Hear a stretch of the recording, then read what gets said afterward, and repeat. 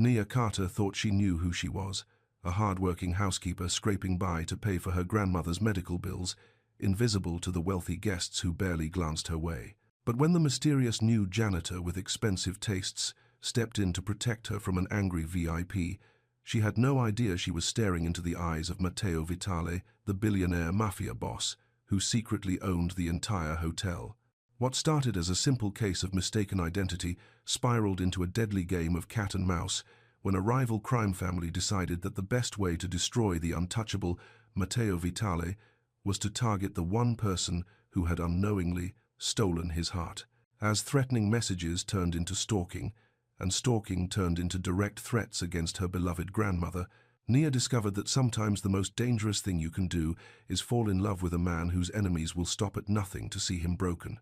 Little did she know that her greatest weapon wouldn't be his money or his power, but her own unshakable courage when everything she held dear was on the line. Subscribe and tell me where you're watching from, because this story is about to prove that love isn't about being saved.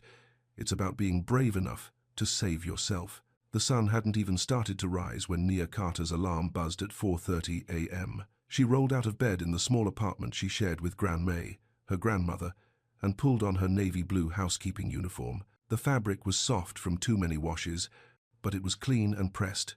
Nia took pride in looking professional, even when cleaning up after people who probably made more in a day than she did in a year. "You be careful today, baby girl," Gran May called from her bedroom, her voice still thick with sleep.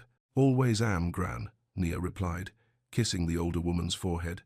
Gran May's skin felt paper-thin but warm. At 72, she'd been fighting heart problems for 3 years.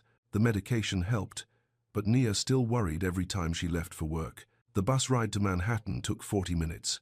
Nia used the time to review her shift notes on her phone. As the housekeeping shift lead at the Vitale's Tide, a fancy boutique hotel on New York Harbor, she managed a team of 12 people. It wasn't glamorous work, but it paid the bills and covered Gran May's medical expenses. The hotel gleamed like a crystal tower against the dark sky. Floor-to-ceiling windows reflected the harbor, and even at 5 a.m., the lobby sparkled under expensive light fixtures. Nia badged in through the staff entrance and headed straight to the housekeeping office. "Morning, Doña Pilar," she greeted the head housekeeper, a stern but fair woman who'd worked at the hotel for 15 years. "Buenos dias, mija. We've got a mess on the 15th floor. VIP guest threw a party last night." Doña Pilar's weathered hands sorted through key cards. "Take Martinez and Thompson with you, and be extra careful with the new guy." "New guy?" "Started yesterday. Says his name is Leo. Quiet type, but he knows his way around a mop." Nia nodded and grabbed her supplies. The elevator hummed as it carried her up to the 15th floor. When the doors opened, she gasped. The hallway looked like a tornado had hit it. Empty champagne bottles, broken glass, and what looked like cake smeared on the marble walls. What happened here? Thompson, one of the newer housekeepers, stared wide-eyed at the mess. "Rich people problems," Martinez muttered, pulling on rubber gloves. They'd been working for about an hour when the elevator dinged. A tall man in an expensive suit stormed out, his face red with anger. Nia recognized him as Mr. Harrison, one of the hotel's VIP guests. "This is unacceptable," he shouted, pointing at the mess. "I pay top dollar to stay here, and I have to walk through this disaster to get to my room." Nia stepped forward, keeping her voice calm. "I'm sorry, Mr. Harrison. We're almost finished cleaning." "Almost finished?" His voice got louder. "I want to speak to your manager. This is completely unprofessional." That's when she noticed him. A man in a grey janitor's uniform was mopping near the far end of the hallway. He was tall, with dark hair and broad shoulders. Something about the way he held himself caught her attention. He moved with quiet confidence, like he owned the space. "Sir," the new guy, Leo said, walking toward them.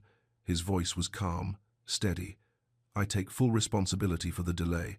The night crew called in sick, so we're behind schedule." Mr. Harrison turned his anger toward Leo. "And who are you?" "Just the janitor, sir. But this is my fault, not hers." Leo gestured toward Nia. "If you need to file a complaint, please direct it to me." Nia blinked in surprise. Leo was covering for her, taking blame that wasn't his. She watched as he calmly absorbed Mr. Harrison's anger, nodding at the right moments, and promising the hallway would be spotless within the hour. When Mr. Harrison finally stomped back to his room, Leo turned to Nia. Up close, she could see his eyes were a warm brown, almost amber, in the hotel's soft lighting. His face was kind but serious. "You didn't have to do that," she said. "Do what?" He went back to mopping, like nothing had happened. "Take the blame. That wasn't your mess to claim." Leo paused, leaning on his mop handle. "We're a team, right? Teams look out for each other." Nia studied his face, looking for some angle, some reason why a janitor would stick his neck out for someone he barely knew. But Leo just smiled a small, genuine smile and went back to work. As she watched him mop, something nagged at her. His movements were too smooth, too controlled. And was that an expensive watch peeking out from under his sleeve? She shook her head. Maybe she was imagining things. Doña Pilar appeared around the corner, surveying their work. Nia noticed the older woman's eyes linger on Leo, studying him with the sharp attention she usually reserved for new employees who might cause trouble. "Good work," Doña Pilar said finally. "Leo, a word?" Nia watched them move down the hallway, speaking in low voices. She couldn't hear what they were saying, but Doña Pilar's expression was thoughtful, almost curious. The rest of the morning passed quickly. Around 10 a.m., Nia took her break in the staff room. She was sitting at a wobbly table, eating a granola bar and checking her phone, when Leo walked in. "Mind if I sit?" he asked, gesturing to the empty chair across from her. "Sure." Leo sat down and immediately started examining the table leg that made it wobble. "This just needs a quick fix," he said, pulling out a small tool from his pocket. "You carry tools around?" Nia asked, amused. "Habit. I like fixing things." Within minutes, he'd adjusted the leg, and the table sat perfectly steady. "Better?" "Much, thanks." Nia watched him work. His hands were clean but calloused, like someone used to physical work. But that tool looked expensive, professional grade. "So, Leo," she said, testing the name. "Where'd you work before here?" "Different places. Nothing fancy." He tucked the tool back into his pocket. "What about you? You seem like you know this place inside and out." 3 years. Started as regular housekeeping, worked my way up to shift lead. Pride crept into her voice. She'd earned every promotion through hard work and dedication. "That's impressive. Not many people stick around in this industry." "I have my reasons." Nia's voice softened, thinking of Gran May. Before Leo could ask more questions, Adrian Pike, the concierge, walked into the break room. He was a thin man in his late 20s with nervous energy that always made Nia feel on edge. "Nia, perfect timing," Adrian said, pulling out a master keycard. "I need you to co-sign this inventory report. Just a formality for the new security protocols." Nia glanced at the clipboard he held out. Something felt off. The paperwork looked official, but she'd never had to co-sign keycard requests before. "What kind of inventory?" she asked. "Executive floor supplies. Management wants double verification for anything above the 10th floor." Adrian's smile was too wide, too practiced. "I don't work the executive floors," Nia said carefully. "Shouldn't this go to Maria or Carmen?" Adrian's smile tightened. "They're busy. Come on, Nia. It's just a signature." Across the table, Leo quietly folded a maintenance ticket and slipped it into his pocket. His expression hadn't changed, but Nia noticed his attention was fully focused on their conversation. "Sorry, Adrian. Company policy says I can only sign for areas under my supervision." Nia's voice was polite but firm. She'd learned early in her career that cutting corners, even small ones, could cost you your job. Adrian's jaw clenched for a moment before he forced another smile. "No worries. I'll find someone else." After he left, Leo looked at Nia with what might have been approval. "Smart," he said simply. "What do you mean, standing your ground? Not everyone would do that." Nia shrugged, but warmth spread through her chest at his words. "I learned the hard way that protecting yourself isn't selfish. It's necessary." They sat in comfortable silence for a few minutes. Nia found herself relaxing around Leo in a way that surprised her. Most people either wanted something from her or were quick to judge her based on her uniform and her zip code. Leo seemed different. He listened when she talked, and he didn't make her feel like she had to prove herself. "I should get back," she said, checking the time on her phone. "Me too." Leo stood, then paused. "Nia, thanks for making me feel welcome here. Not everyone does that for the new guy." She smiled. Everyone deserves a chance to belong somewhere. The afternoon flew by in a blur of laundry, restocking, and room inspections. Nia took pride in her work, making sure each room met the hotel's high standards. The Vitalis Tide catered to wealthy guests who expected perfection, and Naya was determined to deliver it. Around 4 p.m., she finished her shift log and headed for the staff exit. The November air was crisp, promising rain. Nia pulled her jacket tighter and walked toward the bus stop, thinking about what to make for dinner. Gran May had been craving her mother's meatloaf recipe.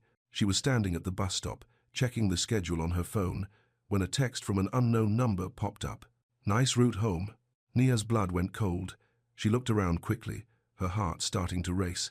The street was busy with evening traffic, but nothing seemed out of place. Then she saw it, a black SUV with tinted windows, idling across the street. Her hands shook as she deleted the text and tried to act normal. Maybe it was a wrong number. Maybe she was being paranoid. But something deep in her gut screamed danger. Waiting for the 47 bus?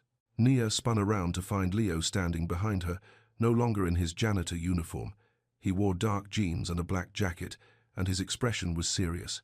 "What are you doing here?" she asked, her voice higher than normal. "Company policy says staff shouldn't wait alone after dark. Too many incidents lately." His tone was casual, but his eyes scanned the street like a security guard's. "Mind if I walk with you to the next stop? I'm heading that way anyway." Nia wanted to say no. She'd been taking care of herself for years and didn't need a man, especially one she barely knew, playing protector. But that text message had rattled her, and the black SUV was still there. "I guess that's okay," she said reluctantly. They started walking down the sidewalk together. Leo kept himself between her and the street, she noticed. His presence was somehow comforting and unsettling at the same time. "You seem nervous," he observed. "Just tired. Long day." She clutched her tote bag tighter. "I get it. This city can wear you down." Leo's voice was gentle. "You live far from here?" "About 40 minutes by bus." "You?" "Closer. Brooklyn." They were crossing the street when Nia felt something brush against her tote bag. She looked down to see a gloved hand reaching for the strap. Time seemed to slow as a masked figure tried to grab her bag. "Hey!" she yelled, pulling back hard. The attacker was strong, yanking so hard that Nia stumbled. She was about to fall when Leo moved. His reaction was lightning fast and precise. One moment the attacker was pulling at her bag. The next he was on the ground, groaning. "Are you okay?" Leo asked, steadying her with one hand while keeping his eyes on the attacker. Nia nodded, unable to speak. She'd seen Leo move like that, smooth, controlled, deadly efficient. This wasn't how janitors fought. This was how professionals fought. Sirens wailed in the distance, growing closer. Leo glanced toward the sound, then back at the man on the ground. "We should go," he said quietly. "But the police will handle this. Trust me."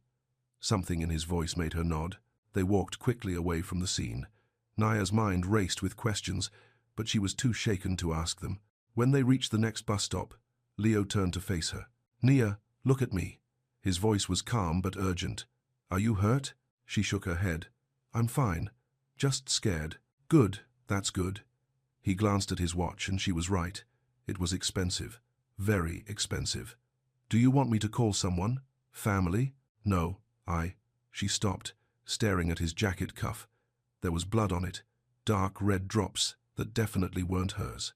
"Leo, you're bleeding." He looked down, then pulled his sleeve over the stain. "It's nothing. Small cut." But Nia knew better. She'd seen enough cuts in her life to know the difference between a small cut and something more serious. And the way he'd moved during the attack, the precision of it. "Who are you?" she whispered. Leo met her eyes. For a moment, she saw something flicker there. Regret, maybe, or sadness. "Just someone who happened to be in the right place at the right time," he said. The bus arrived with a hiss of air brakes. As Nia climbed the steps, she heard Leo call her name. "Yeah? Be careful going home." "Okay?" She nodded and found a seat by the window. As the bus pulled away, she watched Leo standing on the sidewalk, his phone pressed to his ear, speaking in rapid, urgent tones. Nia leaned back in her seat, her heart still racing. 3 things were crystal clear. Leo was not who he claimed to be. He'd been prepared for that attack, and somehow she was in more danger than she'd realized. The next morning at work, Nia kept thinking about what had happened. She'd barely slept, jumping at every sound outside her apartment. Gran May had noticed her nervousness, but didn't push when Nia said she was just tired. She was restocking supplies in the housekeeping office when Leo appeared in the doorway. He looked exactly like he had the day before, grey uniform, calm expression, but now she saw him differently. Now she noticed how his eyes constantly scanned the room, how he positioned himself near the exit, how other staff members seemed to give him just a little more space than normal. "Morning," he said. "Morning." Her voice was cooler than usual. "Can I talk to you for a minute?" "Privately?" Nia glanced around. Doña Pilar was in the supply closet, and the other housekeepers were already on their floors. "What about?" Leo stepped into the office and closed the door. "About last night." "What about it? You said it was just a random mugging." "It wasn't." His words hit her like a punch. "Someone's been watching you, Nia, following your patterns, learning your routine." "How do you know that?" Instead of answering, Leo pulled out his phone and showed her a photo. It was her, taken from a distance, walking out of the hotel 3 days ago. Then another photo from 2 days ago, and another from yesterday morning. Nia's legs felt weak. She sank into a chair. "Who's taking these?" "We're working on that. But until we know more, you're not safe." "We?" Nia's voice rose. "Who is we?" "Leo. Because you're clearly not just a janitor." Leo was quiet for a long moment. When he spoke, his voice was careful, measured. "I can't tell you everything right now, but I can tell you that keeping you safe is my job. I didn't ask for protection." "No, you didn't, but you're getting it anyway." He crouched down so they were eye level. "Look, I know you don't trust me. You're smart not to. But whoever's targeting you isn't going to stop just because you want them to." Nia stared at him, her mind racing. Everything about this felt surreal. 24 hours ago, her biggest worry was Gran May's next doctor's appointment. Now someone was stalking her, and the new janitor was talking like he was some kind of security expert. "I need to think about this," she said finally. "That's fair. But while you're thinking, I'm going to keep doing my job." "Which is what, exactly?" Leo stood up. "Making sure you get home safe every night." A knock on the door interrupted them. Doña Pilar poked her head in. "Sorry to interrupt, but we've got VIPs checking in early. I need all hands on deck." "Of course." Nia stood, grateful for the interruption. She needed space to process everything Leo had told her. As she gathered her supplies, Nia felt Leo watching her. When she looked up, his expression was soft, almost apologetic. "Nia," he said quietly, "I know this is a lot, but I need you to know something. You don't get to decide my safety either. I'll be watching, whether you want me to or not." With that, he left the office, leaving Nia alone with her spinning thoughts and a growing certainty that her safe, predictable world was about to change forever. The rest of the morning passed in a blur. Nia went through the motions of her job, but her mind kept drifting to Leo's words. Someone was watching her. Someone had photos of her daily routine. The thought made her skin crawl. Around noon, she was cleaning a guest bathroom when her phone buzzed. Another unknown number. "Pretty flowers in the lobby today. Almost as pretty as you." Nia dropped her phone, her hands shaking. Whoever was doing this was here, in the hotel, watching her right now. She picked up her phone with trembling fingers and headed straight for Doña Pilar's office. She found the older woman reviewing schedules with Leo. They both looked up when she burst in. "What's wrong, mija?" Doña Pilar asked, immediately concerned. Wordlessly, Nia held out her phone, showing them the text. Leo's expression went hard, dangerous in a way that should have scared her, but somehow didn't. "When did you get this?" he asked, his voice deadly quiet. "Just now. They're here, in the hotel." Leo was already moving, pulling out his own phone. "Pilar, can you keep Nia with you for the next hour? Don't let her go anywhere alone." "Of course, but Leo, I'll explain everything later. Right now, I need to make some calls." He paused at the door, looking back at Nia. "You did the right thing, telling us immediately. That was smart." After he left, Doña Pilar put a gentle hand on Nia's shoulder. "Sit down, Querida. You look like you've seen a ghost." "Doña Pilar," Nia said carefully, "what do you know about Leo?" The older woman was quiet for a moment. "I know he's not what he seems, and I know he's here to protect someone very important." "Who?" Doña Pilar smiled sadly. "I think you already know the answer to that." As the reality of her situation sank in, Nia realized her world had just become much more complicated and much more dangerous than she'd ever imagined. The next morning, Nia woke up with a knot in her stomach that had nothing to do with hunger.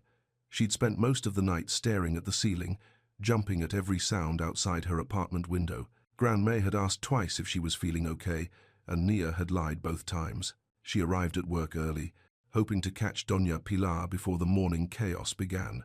But when she walked into the staff area, she found an unusual buzz of activity. Housekeepers were clustering together, whispering excitedly. "What's going on?" she asked Maria, one of the senior cleaners. "Haven't you heard?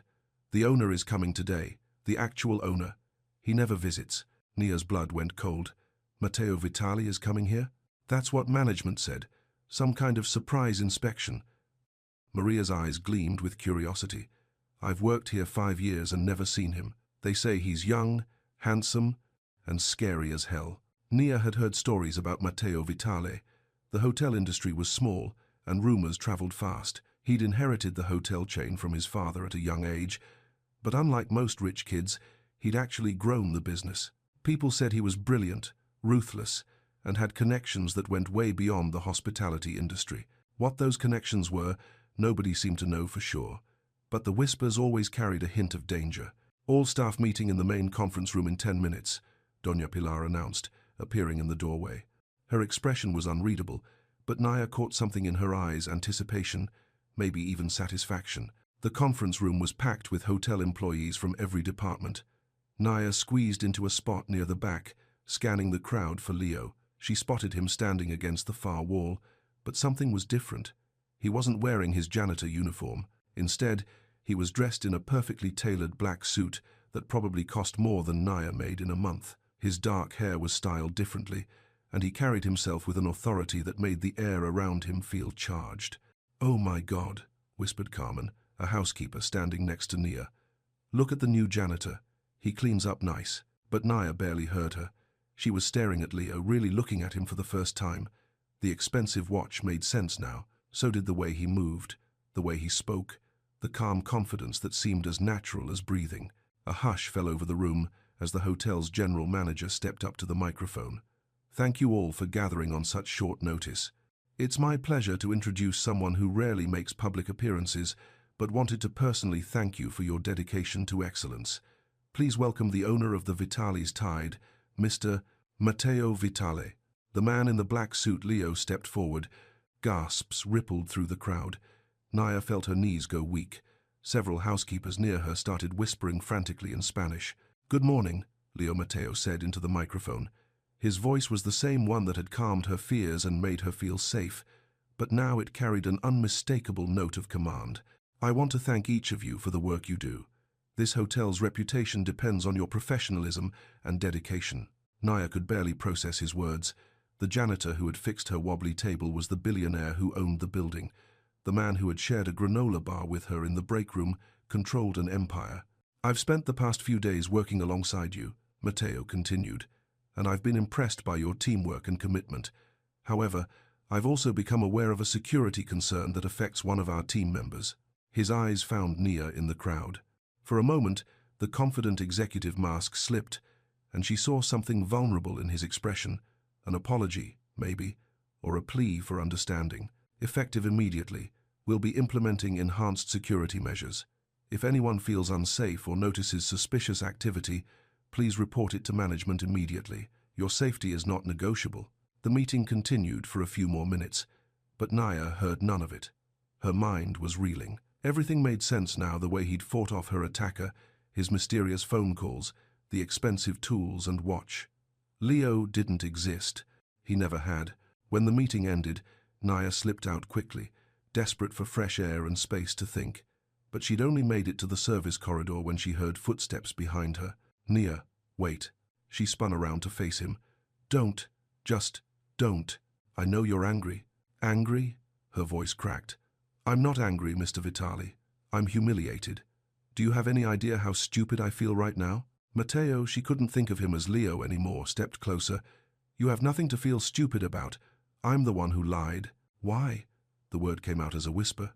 "Why pretend to be someone else? Was this some kind of game to you?" "No." His answer was immediate and firm. "Never a game. I needed to see how the hotel really operated, without everyone putting on a show because the boss was watching." "And what about me? Was I part of your little undercover investigation?" Matteo was quiet for a long moment. When he spoke, his voice was softer than she'd ever heard it. At first, you were just another employee. But then what? Then you stood up to that guest who was screaming at you, and you refused to sign Adrian's paperwork, and you treated the new janitor like he mattered. His eyes met hers. Then you became the most real thing I'd encountered in years. Nia felt tears threatening, but she blinked them back. I don't know what's real anymore. This is real. Matteo gestured between them. What happened yesterday? When someone tried to hurt you, and I couldn't stand the thought of you being in danger, that's real. But you knew. You knew someone was watching me before I did. Yes. How long? Matteo ran a hand through his hair, messing up the perfect styling. It was such a familiar gesture that Nia's chest tightened. 3 weeks. Our security team noticed the surveillance first. Someone was taking pictures, following patterns, learning routines. We just didn't know why. And you didn't think to tell me? I was trying to handle it quietly, I thought. He paused, looking frustrated with himself. I thought I could protect you without you ever knowing you were in danger. That wasn't your choice to make. Nia's voice was steady now, fueled by an anger that felt clean and righteous. My safety is my decision. My life is my decision. You're right. The admission seemed to cost him something. I was wrong to keep you in the dark. But I wasn't wrong to want to keep you safe. They stared at each other in the empty corridor. Nia could hear the distant sounds of the hotel elevators, humming, phones ringing, the normal rhythm of a busy workday. But in this small space, everything felt suspended. I need time to think, she said finally. Of course, but Nia. Matteo reached into his jacket and pulled out a card. This has my personal number. If anything happens, anything at all, call me immediately. Nia took the card without looking at it. I need to get back to work. Take the day off, with pay. I don't want special treatment.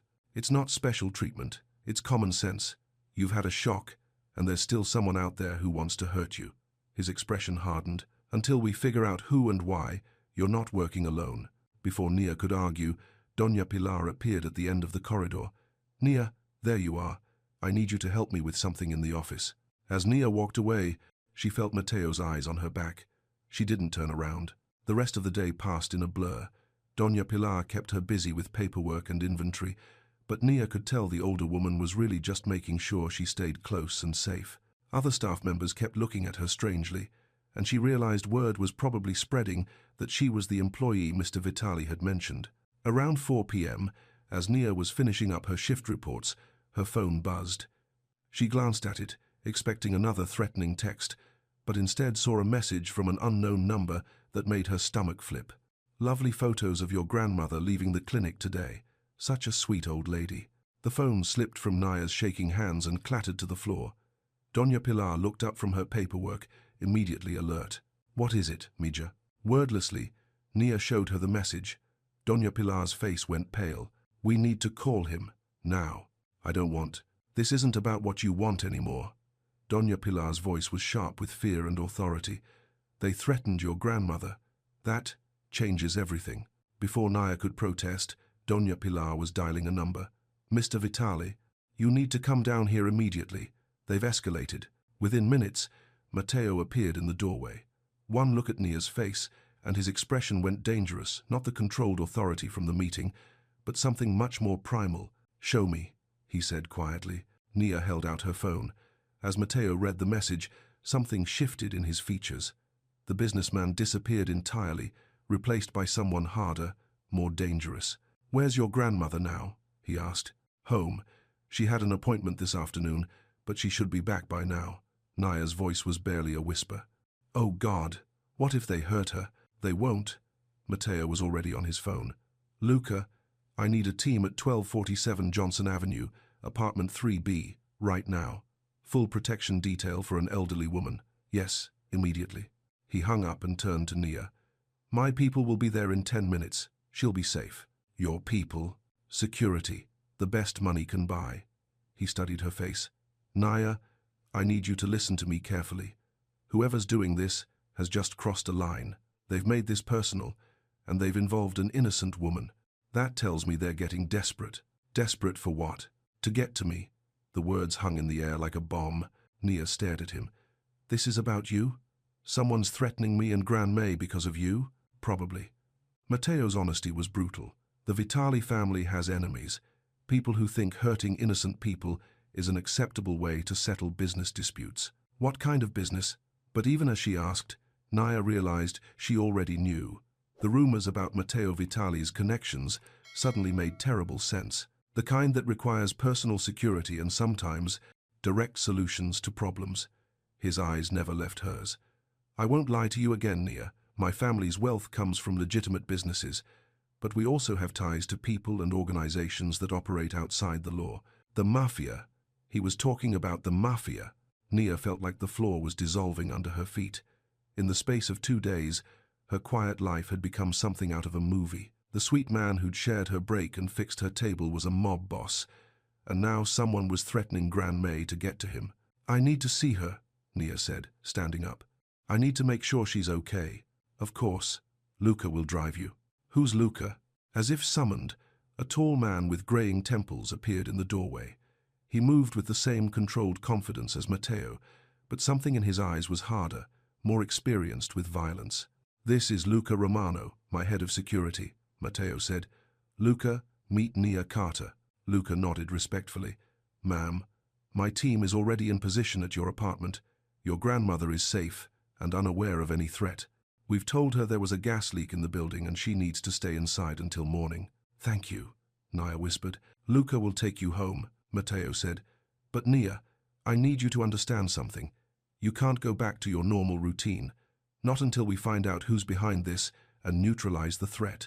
Neutralize? Handle, Matteo corrected quickly. Handle the threat. Nia looked between the two men, these dangerous, powerful strangers who had somehow become responsible for her safety.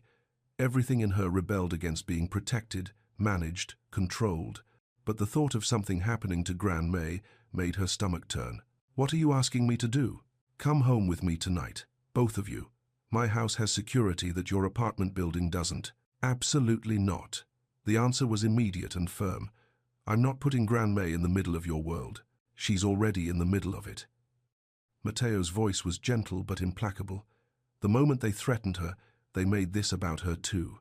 Nia wanted to argue, but she couldn't find the words. Every instinct told her to run, to grab Gran May and disappear somewhere far from New York and dangerous men in expensive suits. But running required money she didn't have and time they might not have. One night, she said finally. Just until we figure out what's going on. One night, Matteo agreed. But something in his eyes suggested he didn't think this would be over nearly that quickly. As Luca led her toward the exit, Nia turned back to look at Matteo. He was already on his phone again, issuing orders in a voice that brooked no argument. This was who he really was. Not Leo, the kind janitor, but Matteo Vitale, the boss, the man who commanded fear and respect in equal measure. And somehow, despite everything, she still trusted him to keep her safe. The ride to her apartment building passed in tense silence. Luca drove with professional efficiency, his eyes constantly scanning mirrors and side streets. Nia found herself doing the same, looking for black SUVs or anyone who seemed to be following them. Miss Carter, Luca said as they pulled up to her building, I know this is overwhelming, but I want you to know that protecting you and your grandmother is now our highest priority. Mr. Vitale doesn't make that kind of commitment lightly. Why me? The question had been burning in her chest all afternoon. Out of all the people who work at that hotel, why am I the target? Luca was quiet for a moment. Sometimes it's not about who you are. Sometimes it's about who you matter to. Before Nia could ask what that meant, he was out of the car and scanning the street. 2 other men in dark clothes emerged from a parked sedan, flanking them as they walked to the building entrance. The next few hours passed in a surreal blur. Gran May was confused but surprisingly calm about the sudden change in plans. She packed a small bag with her medications and favorite book, asking only a few gentle questions about why they needed to stay somewhere else for the night. Is this about that nice boy from your work? She asked as they rode in Luca's car through the darkening city. Something like that, Gran. He seems like good people. A little sad maybe, but good people. If only it were that simple, Nia thought. Matteo's house wasn't what she'd expected. Instead of some flashy mansion, it was a modest brownstone in a quiet Brooklyn neighborhood. Warm light glowed from the windows, and someone had planted flowers in the small front garden. Home sweet home, Luca said, but his eyes were still scanning the street as they walked to the front door. Matteo answered before they could knock. He'd changed out of his suit into dark jeans and a grey sweater, and for a moment he looked almost like the Leo she'd known. Almost. "Mrs. Carter," he said, offering his arm to Gran May. "Welcome to my home. I'm sorry we're meeting under these circumstances. Call me May, dear. And don't you worry about the circumstances. Sometimes life throws curveballs, and we just have to swing as best we can." As they settled Gran May in a comfortable downstairs bedroom with a private bathroom, Nia marveled at how quickly her grandmother adapted. But then, May Carter had raised 6 children during some hard years. A little chaos didn't faze her. "The nurse will be here in an hour to check on her," Matteo said quietly as they left Gran May to rest. "Dr. Patel is on call if she needs anything." "You have a doctor on call?" "I have a lot of things on call." His smile was rueful. Benefits of the job. They stood in his kitchen, a warm, lived-in space that felt nothing like what she'd imagined a mob boss's house would look like. Family photos covered the refrigerator, and someone had left a half-finished crossword puzzle on the counter. "This isn't what I expected," Nia said, running her fingers along the worn wooden table. "What did you expect? Marble columns and gold-plated everything?" "Something like that." Matteo opened the refrigerator and stared into it. "My mother decorated this place, said a home should feel like a home, not a museum." His voice carried a note of old sadness. "She died when I was 22. I'm sorry. Cancer. Quick but brutal." He pulled out ingredients for sandwiches. "After the funeral, my father wanted me to sell this place, get something more appropriate for my position, but I couldn't. It still smells like her perfume sometimes." Nia watched him work, noting the way his hands moved with quiet competence. Everything about him seemed designed to confuse her, the dangerous authority mixed with gentle domesticity, the wealth and power combined with genuine kindness. "Matteo," she said carefully, testing his real name on her tongue. "What's going to happen tomorrow?" He paused in slicing tomatoes. "Tomorrow, we start looking for answers. My people are already working on tracing the phone numbers and analyzing the surveillance photos. We'll find out who's behind this. And then we make sure they can never threaten you again." The quiet certainty in his voice should have been comforting. Instead, it sent a chill down Nia's spine. She was beginning to understand that Matteo Vitale's version of problem-solving might be very different from her own. "I need you to promise me something," she said. "Anything. No one gets hurt because of me. Whatever you're planning to do when you find these people, I want your word that you'll handle it legally." Matteo set down the knife and turned to face her fully. "Nia, promise me." Her voice was stronger now. "I won't be responsible for violence, no matter who started it." They stared at each other across the kitchen. Nia could see the conflict in his eyes, the desire to give her what she wanted, warring with realities she didn't fully understand. "I promise," he said finally, "that I'll do everything in my power to resolve this without unnecessary violence." It wasn't quite the promise she'd wanted, but it was as close as she was going to get. And despite everything, she believed he would try to honor it. As they sat down to eat sandwiches that tasted like cardboard in her nervous stomach, Nia realized her life had just taken a turn she could never have imagined. Tomorrow, she would wake up in a mob boss's guest room, under protection from dangers she didn't understand, dependent on a man who'd already lied to her once. But tonight, Gran May was safe and sleeping peacefully down the hall. Tonight, that was enough. Nia woke up in a bed that wasn't hers, in a house that smelled like coffee and something warm she couldn't identify. For a moment, she forgot where she was. Then the events of yesterday crashed back, and her stomach clenched with anxiety. She found her phone on the nightstand, 6:30 a.m. No new threatening messages. Small victories. Voices drifted up from downstairs, one of them Gran May's distinctive laugh. Nia dressed quickly in yesterday's clothes and followed the sound to the kitchen. Gran May was sitting at the wooden table, wearing her favorite purple robe and pointing at a newspaper crossword puzzle. Matteo stood at the stove, looking like he was wrestling with a pan of scrambled eggs. 7 letters for stubborn as a mule, Gran May was saying. "Bullish?" Matteo suggested, prodding the eggs with a spatula. "Too short. Nia, dear, come help this poor boy before he burns down his own kitchen." Nia couldn't help smiling despite everything. "Move over," she said, gently bumping Matteo away from the stove. "You're scrambling them too fast." "I can cook," he protested, but he stepped aside willingly. "I've seen evidence to the contrary." She adjusted the heat and started stirring the eggs properly. Gran, how are you feeling this morning? Right as rain. This young man's been taking good care of me, made me tea, and we've been solving the world's problems one crossword clue at a time. Gran May's eyes twinkled. Though I think obstinate fits better than bullish, Matteo wrote it in. You're right. Thanks. Now, when are you two going to stop tiptoeing around whatever's got you both so worried and just tell me what's really going on? Nia and Matteo exchanged glances. Gran May had always been sharp, sharper than most people gave her credit for. Gran, it's complicated. Child, I raised 6 babies during the worst years this city's ever seen. I've buried a husband and 2 of my own children. Very little in this world is too complicated for me to handle. Gran May's voice was gentle but firm. Now, somebody's been threatening my grandbaby, and this nice boy is trying to protect her. The question is why? Nia sank into a chair across from her grandmother. There was no point in lying. Gran May would see right through it anyway. Someone's been following me, taking pictures, sending messages. They threatened you yesterday to scare me. She reached across the table and took Gran May's weathered hand. Matteo thinks it's connected to his business. What kind of business? Matteo cleared his throat. The complicated kind. Mrs. Carter. Gran May studied his face with the intensity she usually reserved for particularly tricky crossword puzzles. The kind that requires men with guns standing outside my bedroom window all night? You noticed them? Honey, I may be old, but I'm not blind. Nice boys, very professional. They even helped me with my blood pressure medication when I couldn't get the bottle open. Gran May patted Matteo's hand. You've got good people working for you. Thank you. That means a lot. Now, here's what we're going to do. Gran May's voice carried the same authority she'd used to manage a household of 8 people. You're going to find whoever's causing this trouble and stop them. Naya's going to let you help her without fighting you every step of the way. And I'm going to stay right here where I'm safe and useful until this mess gets sorted out. Gran, you don't understand. I understand plenty. This boy cares about you. Really cares. Not just looking for a good time, cares. And you care about him too, even if you're too scared to admit it.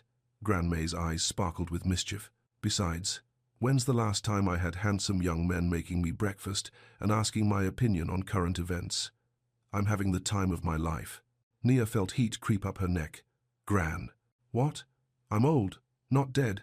And this one, she gestured at Matteo, makes much better tea than you do. Despite everything, Nia found herself laughing. Trust Gran May to find the bright side of being under mob protection. Matteo's phone buzzed. He glanced at it and his expression grew serious. Luca's here. We've got some information. Go ahead, Gran May said, waving them away. I'll just sit here and work on this puzzle. 9 letters for protective male. Starts with G. Guardian, Matteo said automatically. Too short. Bodyguard? That's 8 letters. I'll think about it. As they left the kitchen, Nia heard Gran May muttering, Girlfriend. That's 9 letters. Starts with gay. Protection comes in many forms. Luca was waiting in the living room with a laptop and a grim expression. We traced the phone numbers. They're burner phones, bought with cash, but we got lucky with the surveillance footage from the store. He turned the laptop toward them. On the screen was grainy security footage, showing a thin man with nervous energy buying several phones. Adrian, Nia breathed. Adrian Pike, concierge at the hotel, Luca confirmed. But he's not working alone. Financial records show deposits into his account from a shell company we've traced back to Victor Dragan. Matteo's entire body went rigid. Victor, you know him? Nia asked. Unfortunately. Matteo's voice was ice cold. Victor Dragan runs operations for a rival family. We've had disagreements in the past. What kind of disagreements? The kind that usually end with someone leaving town permanently. Luca's tone was matter of fact. Victor's been trying to muscle in on our territory for 2 years. This is his way of applying pressure. Nia felt sick. So, I'm just a pawn in some kind of mob war? No. Matteo turned to her, his expression fierce. You're not a pawn. You're... He stopped, running a hand through his hair. You're the most important thing in this equation. Why? I'm nobody special. Just a housekeeper who was in the wrong place at the wrong time. That's not true. His voice was quiet now, almost vulnerable. Nia, from the moment I saw you stand up to that guest, refuse to compromise your principles, protect your co-workers, I knew you were different. Special. You barely know me. I know you put extra care into cleaning the rooms where families are staying because you want their kids to feel welcome. I know you always eat lunch with whoever's sitting alone in the break room. I know you work double shifts to pay for your grandmother's medications without complaining once. His eyes never left hers. I know you're the kind of person worth protecting. Luca cleared his throat. Sorry to interrupt, but we've got another problem. Adrian's gone missing. He didn't show up for work this morning, and his apartment's been cleared out. He's running, Matteo said. Or Victor's cleaning up loose ends, Luca replied darkly. The implication hung in the air like a threat. Nia shivered, thinking about the nervous young man who'd tried to get her to sign those papers. She hadn't liked Adrian, but she didn't want him dead. We need to find him before Victor does, Matteo said. He's our best lead to understanding what Victor's really planning. Already on it. But boss, there's something else. Luca's expression grew even more serious. We intercepted some chatter last night. Victor's not just trying to pressure you, he's planning something bigger, something involving the hotel. What kind of something? We're not sure yet, but the word tonight came up a lot. Matteo was quiet for a long moment, thinking. When he spoke, his voice carried the unmistakable ring of command. Double the security at the hotel. I want eyes on every entrance, every exit, every service corridor, and get me a full background check on every employee who's been hired in the past 6 months. Already started. What about Miss Carter? What about me? Nia interrupted. Don't I get a say in what happens to me? Both men looked at her with identical expressions of barely restrained protectiveness. Of course you do, Matteo said carefully. What do you want to do? I want to go to work. Absolutely not. It's not your decision. Nia's voice was steady, determined. If something's happening at the hotel tonight, my co-workers are in danger. Doña Pilar, Maria, Carmen, they're like family to me. I won't hide here while they're at risk. Nia, be reasonable. I am being reasonable. You said Victor's targeting me to get to you, right? Well, I'm not going to let him use my friends as bait. She crossed her arms. Besides, if Adrian's involved, I might recognize something you'd miss. Some detail about his behavior or routine. Matteo looked like he wanted to argue, but Luca spoke first. She's right, boss. Having someone on the inside who knows the staff and the building could be valuable. It's too dangerous. Everything's dangerous now, Nia pointed out. At least at the hotel, I'll be useful. Matteo stared at her for a long moment. She could see the war playing out in his expression, his desire to keep her safe, battling against his recognition that she was right. If you go, he said finally, you don't go alone. Luca stays with you every minute. And at the first sign of trouble, you leave. No arguments. Deal. Nia was surprised by how easily he'd given in. What about Gran May? I'll stay with her, Matteo said. Victor knows better than to make a direct move against me on my own territory. You sure about that? Luca asked. Reasonably sure. Matteo's smile was sharp as a blade. Besides, Mrs. Carter and I have crossword puzzles to finish.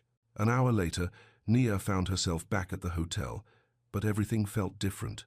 Luca shadowed her movements like a professional ghost, close enough to intervene if needed, far enough away not to attract attention.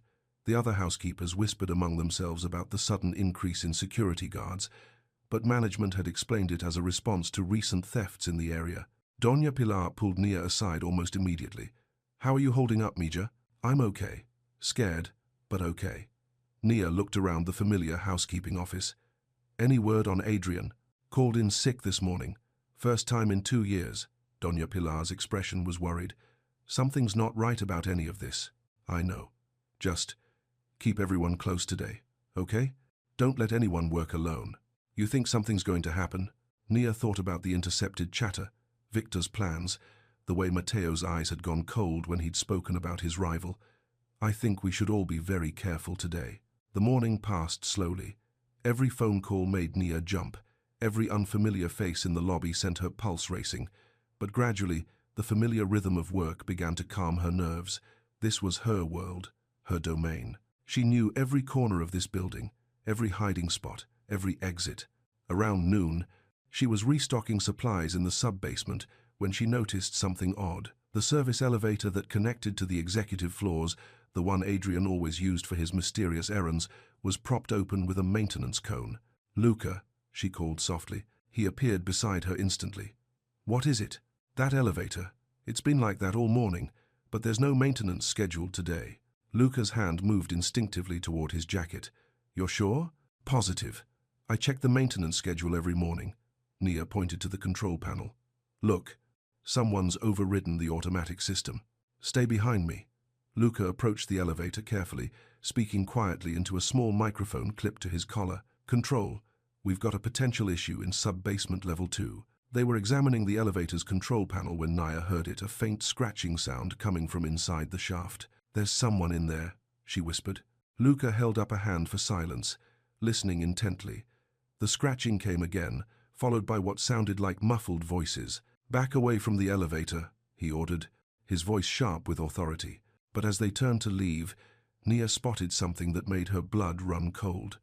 On the floor near the elevator, partially hidden under a cleaning cart, was a small electronic device with a blinking red light. Luca, she said, pointing. What is that? He took one look, and his face went white. Run, now. They sprinted toward the stairs as Luca spoke rapidly into his microphone. This is Luca. We have a bomb in the sub-basement. Evacuate the building immediately. Behind them, the scratching in the elevator shaft grew louder, more urgent.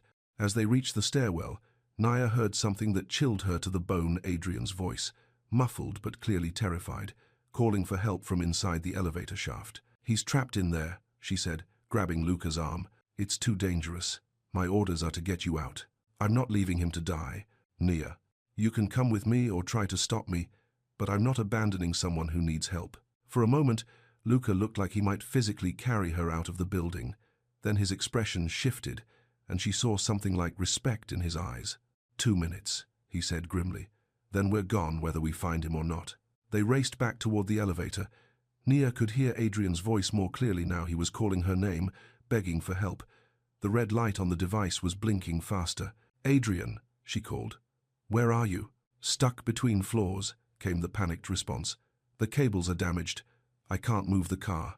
Luca was examining the elevator shaft with professional efficiency. There, he said, pointing. The car's stuck about 6 feet down. If we can get the doors open. Working together, they pried open the outer doors. Adrian was indeed trapped in the elevator car, blood trickling from a cut on his forehead. But what made Nia's stomach drop was the desperate fear in his eyes. They made me do it, he babbled as Luca hauled him up. Victor said he'd kill my sister if I didn't help. I never meant for anyone to get hurt. Save it, Luca said shortly. We need to move. As they ran for the stairs again, the device behind them began beeping rapidly. Whatever Victor had planned, it was about to happen. They made it to the ground floor just as alarms began wailing throughout the building. Hotel guests and staff were streaming toward the exits in organized chaos, guided by security personnel and Matteo's additional guards. Outside on the sidewalk, Nia spotted Matteo immediately. He was standing near the police command vehicle, his phone pressed to his ear, orchestrating the evacuation with calm authority. When he saw her emerge from the building, relief flooded his face. Thank God, he said, reaching her side in 3 long strides. Are you hurt? I'm fine. But Matteo, we found Adrian. He's alive, but he's scared out of his mind, says Victor threatened his sister. Matteo's expression hardened. Where is he? Luca gestured toward an ambulance where paramedics were checking Adrian's head injury.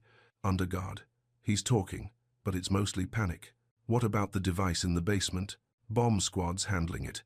Preliminary assessment is that it was more show than substance, designed to force an evacuation, not bring down the building. A distraction, Matteo realized. He wanted everyone out of the building for a reason. Before anyone could respond, Nia's phone buzzed with a text from an unknown number. This time, the message made her knees weak with terror. Lovely chaos. Now let's discuss terms. The warehouse on Pier 47. Come alone, or the old lady learns what real fear feels like. Attached was a photo that made Nia's world tilt on its axis. Gran May, sitting in Matteo's kitchen, unaware that someone with a camera was watching her through the window. He's got people watching the house, she whispered, showing Matteo the phone. Something dangerous flickered across his features, not the controlled authority she'd grown used to, but something wilder, more primitive. For the first time, she got a real glimpse of why people feared Matteo Vitale. Luca, he said, his voice deadly quiet, get a team to the house, now. Already moving. But boss, this has trap written all over it. I know. Matteo looked at Nia, and she saw conflict warring in his eyes. But he's right about one thing. We need to discuss terms. You're not going alone, Nia said immediately. Yes, I am. No, you're not. He wants both of us, or he wouldn't have sent me the message. Nia grabbed his arm. Besides, you promised me no unnecessary violence. I'm going to make sure you keep that promise. Nia, this is exactly the kind of situation where violence might be very necessary. Then we'll find another way. Together. Matteo stared at her for a long moment. In the distance, sirens wailed and radios crackled with police chatter. The hotel stood empty behind them, its windows dark with evacuation. Together, he said finally. But we do this smart. And if things go wrong, they won't. If they do, he continued firmly, you follow Luca's orders without question. Agreed? Nia nodded, though part of her suspected that if things went truly wrong, following orders would be the least of their problems. As they climbed into Luca's car for the drive to Pier 47, Nia realized that her quiet life was officially over. Whatever happened next, there would be no going back to simple mornings and predictable routines. But as she looked at Matteo's determined profile in the fading afternoon light, she realized something else. She wouldn't want to go back, even if she could. The woman who had folded towels and fixed wobbly tables was gone. The woman sitting in this car, preparing to face down a dangerous man to protect the people she loved, was someone new, someone stronger, someone ready to fight for the future she was finally brave enough to want. The warehouse on Pier 47 crouched against the darkening sky like a sleeping giant. Water lapped against the dock pilings, and the smell of salt and rust filled the air. Nia sat in the back seat of Luca's car, watching the building through binoculars, her heart hammering against her ribs. 2 guards at the front entrance, Luca reported quietly into his headset. Movement on the 2nd floor, northwest corner. Looks like at least 4 more inside. Matteo studied the building with the focused intensity of someone planning a chess match. Any sign of Victor? Not yet. But there's a black sedan parked around back, engines still warm. Nia lowered her binoculars. What's the plan? Simple, Matteo said. We go in, hear what Victor has to say, and get out alive. That's not a plan. That's a prayer. Sometimes they're the same thing. Matteo turned to face her. Nia, it's not too late to change your mind. You can wait here with the backup team. We've been over this. Her voice was steadier than she felt. Victor sent me that message for a reason. He wants both of us there, which means he needs both of us for whatever he's planning. Or he just wants to hurt me by hurting you. The possibility hung between them like a loaded gun. Nia had been trying not to think about it, but she couldn't ignore the truth she'd become Matteo's weakness. And Victor knew it. Hey, she said, reaching over to touch his hand. Remember what Gran May always says? Sometimes life throws curveballs, and we just have to swing as best we can. Matteo's fingers closed around hers. Your grandmother is a wise woman. She is. And she'd tell you that worrying about what might happen is just a waste of energy that could be better spent dealing with what's actually happening. What's actually happening is that I've put you in danger by caring about you. No, Nia said firmly. What's actually happening is that Victor Dragan is a bully who thinks he can scare people into giving him what he wants, and we're about to prove him wrong. Luca checked his watch. We need to move. The longer we wait, the more time Victor has to set up additional surprises. They climbed out of the car into the evening chill. Nia could see Matteo's security team positioned around the warehouse shadows, moving with professional precision. It should have been comforting, but instead it made the whole situation feel more real, more dangerous. Remember, Matteo said as they approached the warehouse entrance, Victor's going to try to get under our skin. He'll say things designed to make us angry, make us sloppy. Don't give him the reaction he wants. What does he want? Respect, fear, acknowledgement that he's important enough to be taken seriously. Matteo's expression was grim. Men like Victor would rather be hated than ignored. The warehouse doors stood open, spilling yellow light onto the dock. Nia could hear voices echoing from inside, casual conversation that seemed surreal given the circumstances. As they walked through the entrance, 2 men in expensive suits flanked them. Not threatening, exactly, but making it clear that leaving wouldn't be as easy as entering. The warehouse was mostly empty except for some old shipping containers and a makeshift office area in one corner. That's where they found Victor Dragan. He was younger than Nia had expected, maybe early 40s, with the kind of artificial charm that came from years of convincing people to do things they didn't want to do. He sat behind a folding table like it was a throne, flanked by 3 more men who looked like they bench-pressed cars for fun. "Matteo Vitale," Victor said, standing with theatrical flourish. "The man of the hour, and you must be the famous Nia Carter." "Just Nia," she said, keeping her voice level. "Just Nia," Victor repeated, smiling. "The woman who brought down the great Matteo Vitale. Do you have any idea how many people have tried to find his weakness over the years? I'm not anyone's weakness." "Oh, but you are." Victor's smile widened. "You're his soft spot, his vulnerability, his—" "Get to the point, Victor." Matteo's voice cut through the warehouse like a knife. "You wanted to talk. Talk." Victor gestured to 2 folding chairs that had been set up facing his makeshift desk. "Please, sit. We have business to discuss." Nia remained standing. Something about sitting down felt too much like surrender. Matteo stayed beside her, his presence solid and reassuring. "Fine, have it your way." Victor sat back down, studying them both. "You know, Matteo, I have to admire your style. Going undercover as a janitor? Brilliant. I never would have thought of something so humble." "What do you want, Victor?" "What I've always wanted. A fair share of the city's opportunities. Your family has held too much for too long. We've held what we've earned." "Have you?" Victor's tone sharpened. "Because from where I sit, it looks like you've been coasting on your father's reputation while the real work gets done by better men." Nia felt Matteo tense beside her. She could sense the anger building in him, controlled but potent. This was exactly what Victor wanted to provoke Matteo into doing something reckless. "The hotel business is legitimate," Matteo said carefully. "There's no reason we can't both succeed." "Ah, but there is." Victor leaned forward. "You see, I'm not interested in the hotel business. I'm interested in the other business, the more profitable business." "I don't know what you're talking about." Victor laughed, a sound like breaking glass. "Really? You're going to play innocent? In front of your little girlfriend? Leave her out of this." "But she's the whole point." Victor stood again, his movements sharp with barely contained energy. "Don't you see? This is about proving that even the great Matteo Vitale can be brought low by something as simple as caring about the wrong person." "There's nothing wrong with caring about someone," Nia said, her voice carrying more confidence than she felt. "Isn't there?" Victor turned his attention to her fully. "Tell me, Nia, what do you really know about your boyfriend? Do you know about the warehouse fire in Queens last year, the one that put 3 of my men in the hospital?" "That was self-defense," Matteo said quietly. "Was it? Or was it a message? A demonstration of power?" Victor's eyes never left Nia's face. "Do you know about the judge who suddenly retired after ruling against the Vitale family, or the union leader who decided to move to Florida right before the dock workers' strike?"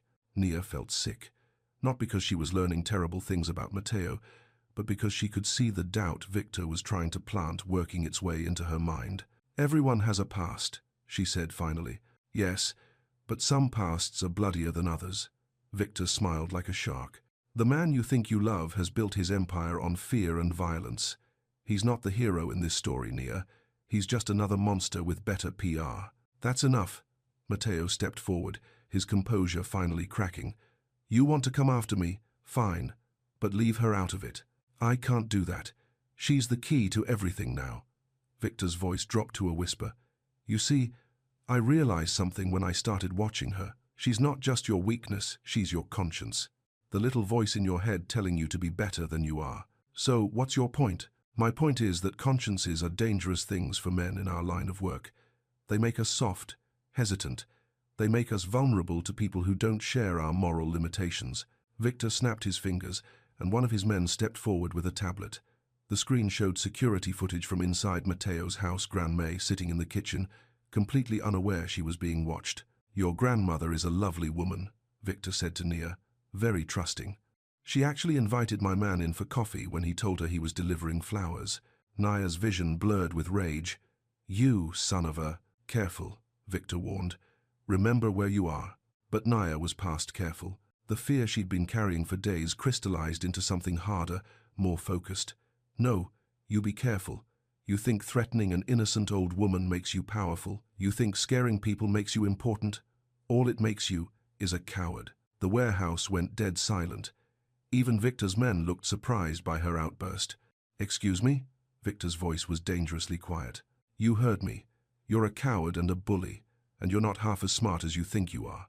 Nia took a step forward, ignoring Mateo's hand on her arm. You want to play games?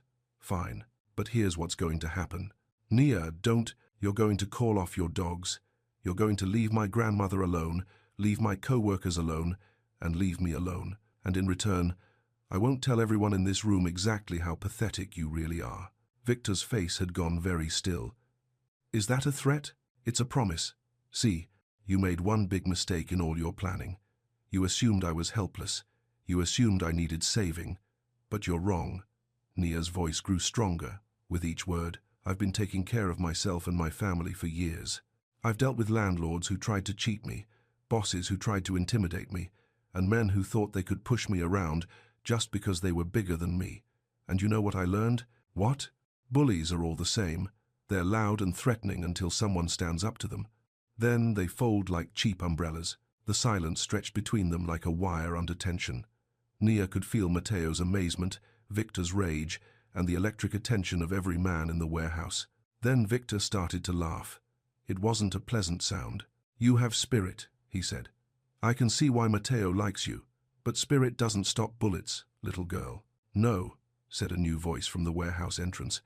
But legal immunity does. Everyone turned to see Luca walking into the warehouse with 3 men in FBI windbreakers. Victor's men reached for their weapons, but stopped when they saw the federal agents' guns already drawn. Victor Dragan, one of the agents announced, you're under arrest for extortion, conspiracy, and making terroristic threats. This is impossible, Victor sputtered. You have no proof. Actually, we do. Luca held up a small recording device. Amazing what modern technology can pick up. Every word of this conversation is admissible in court. As the FBI agents moved to arrest Victor and his men, Nia felt her knees go weak with relief. Mateo caught her arm, steadying her. You were recording the whole time? She asked. Insurance policy, Luca said. The boss insisted on having legal options if things went sideways. Victor struggled against his restraints as the agents led him toward the exit. This isn't over, Vitale. You think hiding behind the law will protect you? No, Mateo said calmly, but it'll protect her, and that's all that matters. As Victor was dragged away, still shouting threats, Nia realized she was shaking, not from fear, from adrenaline, from relief, from the overwhelming realization that it was finally over. Come on, Mateo said gently. Let's go home. The ride back to Brooklyn passed in relative quiet. Nia sat pressed against Mateo's side, processing everything that had happened. In the span of a week, her entire world had been turned upside down and rearranged. I can't believe I called him a coward, she said finally. I can, Mateo replied. You were protecting your family. There's nothing you wouldn't do for the people you love. Is that why you went undercover at the hotel? To protect people? Mateo was quiet for a moment. At first, it was just business. I needed to know if my employees were loyal, if the operation was running smoothly. But then what? Then I met a woman who treated a janitor with the same respect she'd show a king, who stood up for her co-workers and refused to compromise her principles for convenience, who made me remember what it felt like to be seen as a person instead of a position. Nia felt warmth spread through her chest. Mateo, I love you, he said simply. I know it's complicated, I know it's messy, and I know you have every reason to run the other way. But I love you. The words hung between them like a bridge. Neither was sure they should cross. Nia thought about everything that had brought them to this moment, the lies, the danger, the impossible circumstances that had thrown them together. I love you too, she said quietly, but I need you to promise me something. Anything. Promise me that we'll face whatever comes next together, as partners, not as protector and protected. Mateo turned to look at her fully. That might be harder than you think. My instinct is to keep you safe, and my instinct is to stand on my own 2 feet. We'll have to find a middle ground. I can work with that. When they arrived at the brownstone, they found Gran May waiting in the living room with a pot of tea and a satisfied expression. About time, she said. I was beginning to think you two would never get around to sorting things out. Gran, we need to tell you that the FBI arrested some fool who thought he could threaten our family. Already heard. Nice young Agent Rodriguez called to let me know. Gran May's eyes twinkled. Turns out I've been under federal protection all day. Very exciting. Nia sank onto the couch next to her grandmother, exhaustion finally hitting her. Are you okay? Were you scared? Honey, I lived through the 70s in this neighborhood. It takes more than one confused criminal to rattle me. Gran May patted Naya's hand. Besides, I had faith you'd handle it. You're stronger than you know. I don't feel strong. I feel like I've been hit by a truck. That's shock, baby girl. It'll pass. Gran May looked between Nia and Matteo. Now, I assume you two have some things to discuss. 3 months later, Naya stood in the lobby of the Vitalis Tide, reviewing the morning schedule with her assistant manager. The hotel had reopened after extensive security upgrades, and business was better than ever. The presidential suite is checking out at 11, Carmen reported, and we've got the Spanish ambassador arriving this afternoon. Make sure the flowers in his suite are fresh. He's apparently very particular about lilies. Already handled. Oh, and your boyfriend's here. Nia looked up to see Matteo walking across the lobby, carrying 2 cups of coffee and wearing a smile that still made her heart skip. He'd kept his promise about facing things as partners these days. He consulted her on major hotel decisions, and she'd started attending some of his business meetings. It was a work in progress, but it was working. "Good morning," he said, offering her one of the coffees. "How's the day shaping up?" "Busy but manageable. The new security protocols are working well." She accepted the coffee gratefully. "Any word on Adrian?" "He's doing better. The witness protection program has him set up with a new identity in Portland. His sister too." Matteo's expression grew serious. "He sent a letter thanking you for saving his life." "I just did what anyone would do." "No, you did what you would do. There's a difference." They walked together toward the elevators, comfortable in the routine they'd developed. Matteo split his time between the hotel and his other business interests, but he made sure to be present for the parts of her day that mattered most. "Gran May wants to know if you're coming to dinner Sunday," Nia said as they reached her office. "Wouldn't miss it. She promised to teach me her secret meatloaf recipe." "Good luck with that." "She's been promising to teach me that recipe for 20 years. As they reached her office door, Matteo paused. "Nia, there's something I want to ask you." "What?" Instead of answering, he pulled a small velvet box from his jacket pocket. Nia's breath caught in her throat. "I know we haven't been together very long," he said, his voice unusually nervous. "And I know our relationship started under unusual circumstances, but I also know that you're the best thing that's ever happened to me, and I can't imagine my life without you in it." "Matteo, I'm not asking you to change. I'm not asking you to give up your independence or your principles or anything else that makes you who you are." He opened the box to reveal a simple, elegant diamond ring. "I'm asking you to be my partner in everything, my conscience, my strength, my home." Nia stared at the ring, her mind racing. 6 months ago, her biggest concern had been whether she could afford Gran May's medication. Now she was looking at a proposal from a man she loved, a man who'd seen her at her worst and her best, and loved her anyway. "Yes," she whispered. "Yes? Yes, I'll marry you. Yes, I'll be your partner. Yes to all of it." She held out her hand, laughing through sudden tears. "But I have one condition." "Name it." "Gran May gets to plan the wedding. She's already got ideas." Matteo slipped the ring onto her finger with hands that shook slightly. "She can plan whatever she wants. As long as you say, 'I do' at the end of it, I'm happy." As he kissed her in the doorway of her office, with the morning sun streaming through the hotel's floor-to-ceiling windows and the sound of the harbor in the distance, Nia realized that sometimes the best things in life came disguised as ordinary moments. A new janitor asking to share her table, a quiet conversation over broken elevator doors, a man who saw her strength and loved her for it, not in spite of it. Love, it turned out, wasn't about being saved or protected or swept away. It was about being seen, being valued, being chosen every single day. And as Matteo pulled back to look at her, with eyes full of promises and possibilities, Nia knew she would choose him every day for the rest of her life. "Come on," she said, taking his hand. "We've got work to do. Together, always together." They walked into her office side by side, ready to face whatever challenges the day might bring, because that's what partners did. They showed up, they stood strong, and they built something beautiful together, one ordinary moment at a time. Outside the windows, New York Harbor sparkled in the morning light, and the city hummed with the promise of new beginnings. 6 months later, the small church in Brooklyn was decorated with white lilies and filled with the people who mattered most. Gran May sat in the front row wearing a purple dress and the biggest smile anyone had ever seen. Doña Pilar dabbed at her eyes with a tissue while the other hotel staff whispered about how beautiful everything looked. Luca stood beside Matteo at the altar, looking uncomfortable in his role as best man but proud nonetheless. The church was simple, elegant, perfect for a couple who'd learned that the most important things in life were often the simplest ones.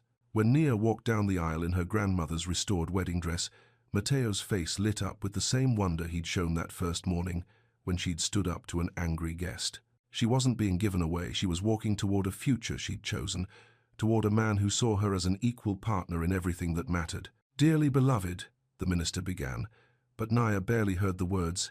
She was too busy looking at Matteo, thinking about how strange and wonderful it was that love could grow from the most unlikely soil. A threat had brought them together, but trust had made them strong. Danger had tested them, but they'd chosen to face it side by side, and now they were promising to keep choosing each other, every day, for all the days to come. When the minister asked if she would take Matteo as her husband, through good times and bad, in wealth and in poverty, in sickness and in health, Nia's answer rang clear and true. "I do." And when he asked the same of Matteo, his response was just as certain, just as joyful. "I do." As they kissed as husband and wife, the congregation erupted in applause. Gran May was crying openly now, and even Luca was smiling. Later, at the reception in the hotel's ballroom, Nia and Matteo danced to a song about finding home in unexpected places. The room was full of laughter and love, hotel staff mingling with Matteo's business associates, everyone united by their affection for the couple who'd found each other against all odds. "No regrets?" Matteo whispered as they swayed together. "None," Nia said firmly. "You?" "Only that it took me so long to figure out that the best things in life don't come disguised as something else. Sometimes they just walk up to you in a hotel corridor and offer to share their lunch. Sometimes they fix your wobbly table and make you feel like you matter. Sometimes they're brave enough to face down criminals to protect the people they love. Sometimes they're honest enough to admit their mistakes and change the way they do business." They held each other closer as the song wound down, both of them thinking about the journey that had brought them here. It hadn't been easy, and it hadn't always been safe, but it had been real, honest, true. "What comes next?" Nia asked. "Everything," Matteo said. "The rest of our lives, building something together, making Gran May's meatloaf recipe a family tradition, teaching our kids that love isn't about being saved, it's about being seen. Our kids, if you want them, when you want them, however many you want." His smile was soft, hopeful. "I want it all with you, Nia. The ordinary days and the extraordinary ones, the easy times and the hard ones, everything." As the song ended and their guests applauded, Nia realized that this was what happiness felt like, not a constant high, but a deep, steady certainty that whatever came next, they would face it together, hand in hand, heart to heart, choice by choice. The rest of their story was still being written, but Nia knew it would be beautiful. Because the best stories weren't about perfect people in perfect circumstances, they were about real people, choosing love, choosing courage, choosing each other, again and again and again. And that, she thought as Matteo spun her around the dance floor while their family and friends cheered, was exactly the kind of story worth living.